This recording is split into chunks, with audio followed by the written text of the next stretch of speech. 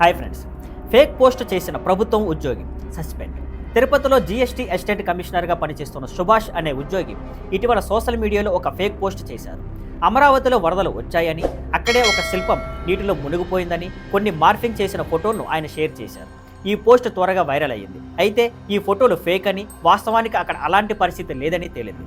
తప్పుడు సమాచారాన్ని వ్యాప్తి చేసినందుకు ప్రభుత్వం సుభాష్ను వెంటనే సస్పెండ్ చేసింది. ప్రభుత్వ అధికారులు మాట్లాడుతూ తప్పుడు సమాచారం వల్ల ప్రజలు గందరగోళానికి గురి కావడమే కాకుండా ప్రభుత్వంపై నమ్మకం కూడా తగ్గిపోతుందని తెలిపారు. ఈ ఘటనపై చాలా మంది భిన్నాభిప్రాయాలు వ్యక్తం చేస్తున్నారు. ఒకవైపు ఉద్యోగి తన వ్యక్తిగత అభిప్రాయం చెప్పినందుకు సస్పెండ్ చేయాలా అని కొందరు ప్రశ్నిస్తున్నారు. మరోవైపు ప్రభుత్వ ఉద్యోగిగా బాధ్యత లేకుండా ఇలా చేయడం సరికాదని మరికొందరు అంటున్నారు. ఈ కేసుపై ప్రభుత్వం మరింత విచారణ జరుపుతోంది. దీనికి సంబంధించిన తాజా వివరాలను మేము మీకు అందిస్తూ ఉంటాం. సియాన్ స్కైఫ్లాండ్ networks. Thank you for watching. Please like, share and subscribe.